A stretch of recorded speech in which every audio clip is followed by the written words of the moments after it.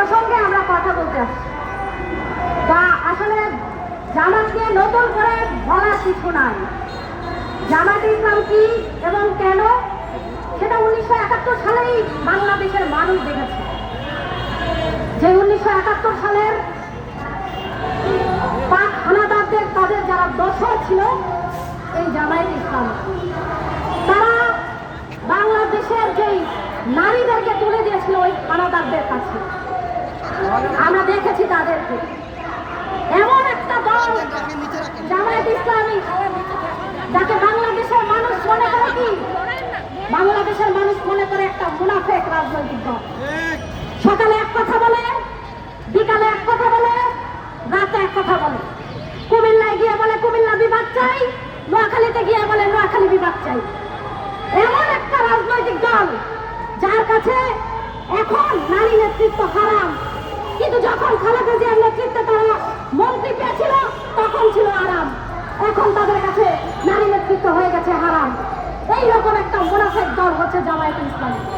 তারা কি বলে যে তাদের এক স্যান্ডেল হ্যাক হয়েছে, অথচ একই কথা জামায়াতের আমির আল জাজিরায় গিয়ে যখন বলে তখন কিন্তু বোঝা যায় এই সব হ্যাক, এগুলো সব নাটক।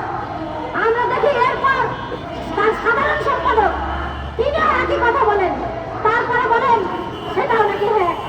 তারা এই সব হ্যাকের নাটক করেন।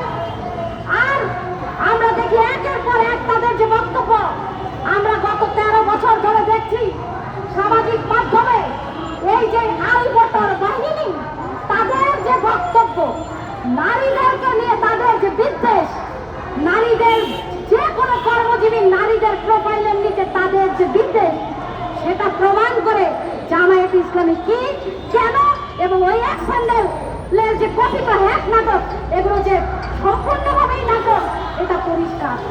আপনারা জানবেন যে একজন জামাতের প্রার্থী তিনি এই ঢাকা বিশ্ববিদ্যালয়ের কি ভাষায় আক্রমণ করেছে ঢাকা বিশ্ববিদ্যালয়ের নারীদের। কারণ তারা হয়তো ভুলে যেতে পারে এই বাংলাদেশ মুক্তিযুদ্ধের মধ্য দিয়ে অর্জিত বাংলাদেশ, লাখো লাখো শহীদের রক্তে রঞ্জিত এই বাংলাদেশ। এই বাংলাদেশের সংবিধান বাংলাদেশের নারী পুরুষ সবাইকে সমান মর্যাদা দেয়। আমরা বাংলাদেশের নারীরা ওই জামায়াত ইসলামের আমিরের উপদেশ আর অনুগ্রহ নিয়ে চলি না। আমরা যেটা অর্জন করেছি, যে মর্যাদা অর্জন করেছি, সেই মর্যাদা আমাদের দিয়েছে বাংলাদেশের সংবিধান। সেই সংবিধান লাখো শহীদের রক্তের মধ্য দিয়ে অর্জিত। সুতরাং পরিষ্কার করে বলতে চাই, হঠাৎ করে হ্যাকের কথা আর কিছুক্ষণের মধ্যেই আইডি ব্যাগ, এই ধরনের নাটক বন্ধ করুন।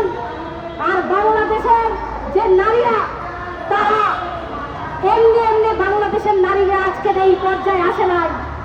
বাংলাদেশের শ্রমিক 53% নারী শ্রমিক, বাংলাদেশের 58% আজকে বাংলাদেশের কৃষি শ্রমিক।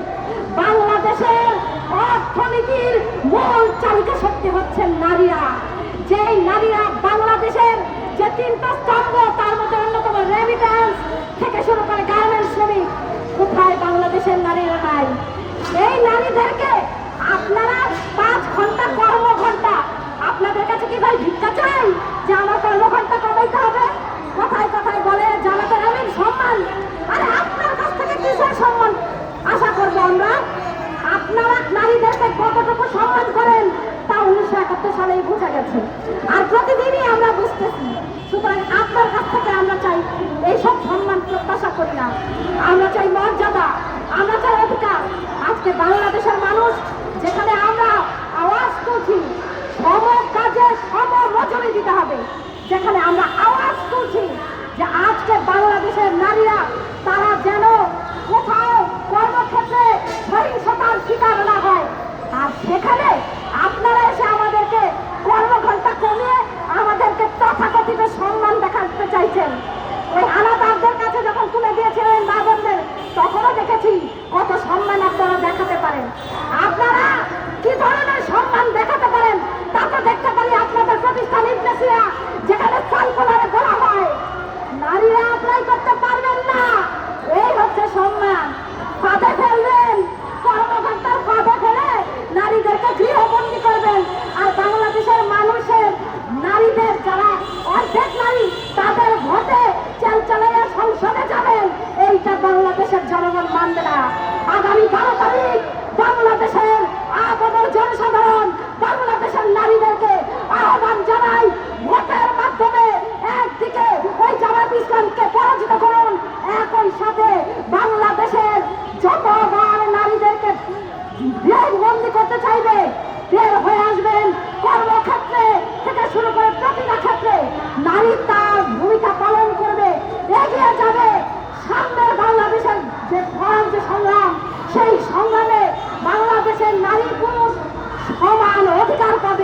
মর্যাদাভাবে আপনাদের তথাকথিত সম্মানের পরোয়া বাংলাদেশের কৃষক শ্রমিক মেহনতি নারীরা করেনি, আগামীতেও করবে না।